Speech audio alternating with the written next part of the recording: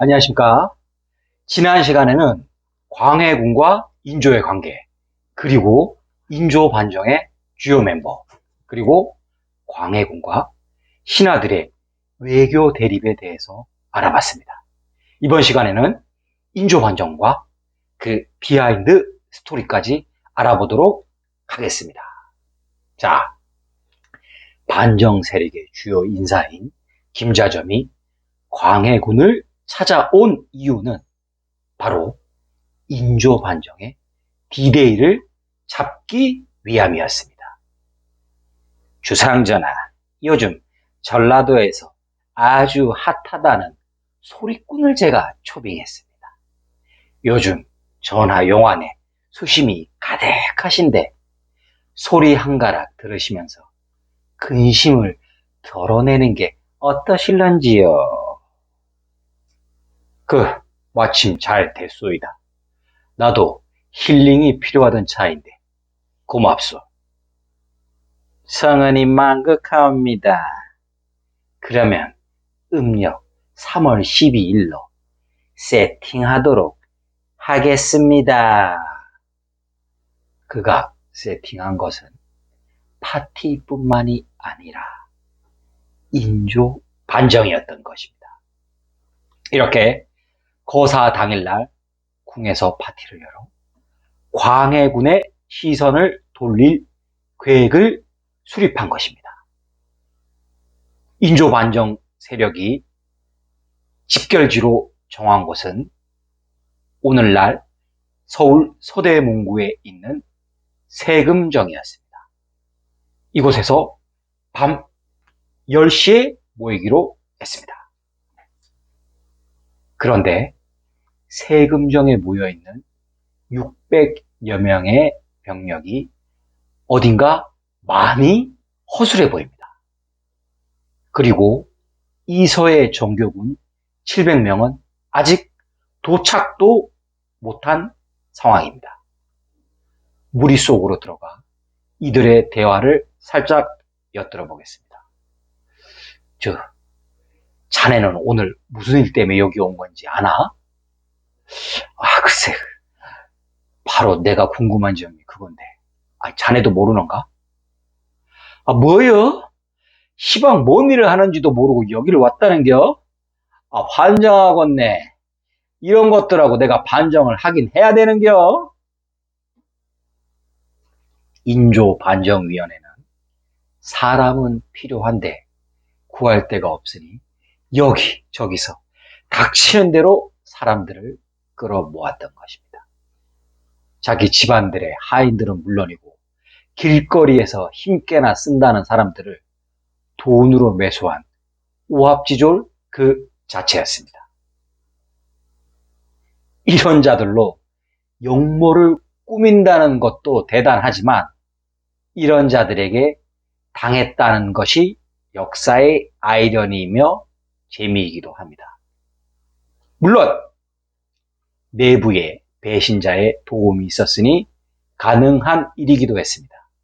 그는 바로 궁궐 수비를 책임지는 훈련도감대장 이홍립이었습니다. 자, 어쨌거나 약속 시간을 한참 지나서야 호랑이를 잡겠다고 자기 관할지를 벗어난 이서가 도착합니다. 이서도 미리 도착해 있던 병력을 보고 답답함을 느끼기는 마찬가지였습니다. 아이고야, 이것들을 데리고 왕을 잡으러 가겠다고? 갑갑해. 자, 여기서 세금정의 유래가 알려드리도록 하겠습니다. 반정의 주역들은 또 어디서 본 것은 있는지 홍제천에서 칼을 씻으면서 전의를 다집니다. 그리고 칼을 씻은 터에 정자를 짓다. 이것이 세금정, 오늘날의 세금정의 유래가 되겠습니다. 자, 반정 세력들, 밤 10시에 세금정에 모인 세력들, 현재 상황 간략하게 요약 브리핑 해드리겠습니다. 첫 번째, 지휘관 지각합니다. 정규군. 두 번째, 한성에서 야밤에 횃불 들고 웅성웅성거리며 대열도 정리되지 않은 용역들. 세 번째, 설상가상입니다. 용모에 대한 고변이 파티 중인 광해군에 보고됩니다. 자, 이건 마치 반정, 이렇게 하면 실패한다. 이런 수칙에 나올 법한데요. 광해군이 연회를 중지시키고 전 병력을 궁으로 직결시켜라. 이렇게 지시를 내리면 게임 끝! 신 상황이 됩니다. 그런데 이때 상궁 김계시가 나서서 광해군의 눈을 가려버립니다. 전하, 늘상 있던 일이옵니다. 오늘은 그냥 즐기십시오. 내일 아침 날이 맑으면 제가 진상을 조사하겠습니다.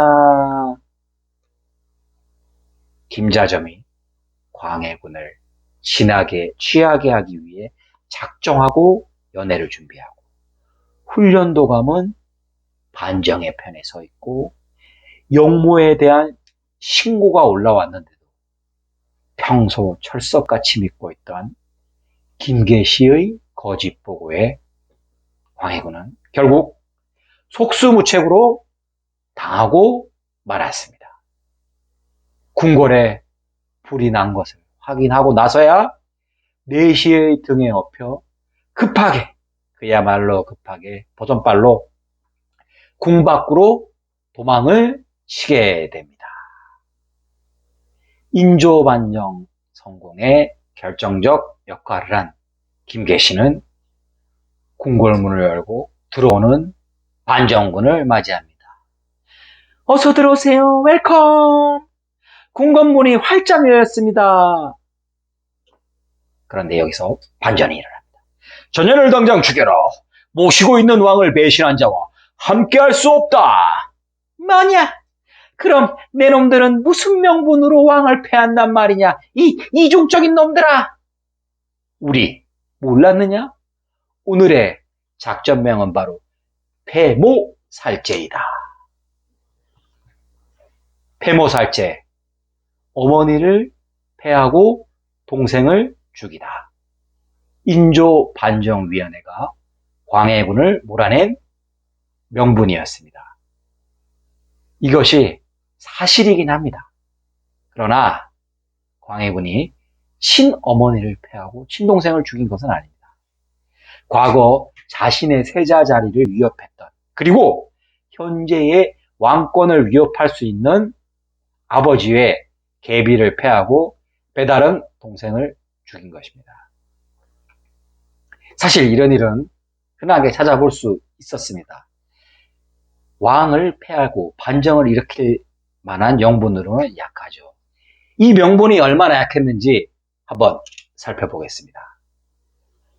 인조반정 인수위원회는 참으로 열심히 일을 했습니다. 예전 기록부터 싹 다 뒤져서 패모살제에 동의한 인간들을 모조리 죽여버립시다. 이거 어차피 명분 싸움이고 이 기회에 반대파를 싸그리 제거해 버립시다. 이렇게 된 거죠. 그런데 평소 과묵하여 하루 종일 한마디도 하지 않은 날도 있었다던 인조가 무심한 척 한마디를 던집니다. 더 죽일 필요는 없소. 그리고 적당한 선에서 멈추도록 하시오.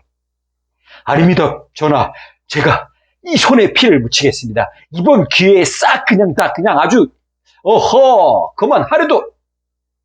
인조가 갑자기 고성을 지르며 회의실을 빠져나가자 옆에 있던 다른 대신이 한마디를 합니다. 설치던 대신에게 한마디를 하는 거죠.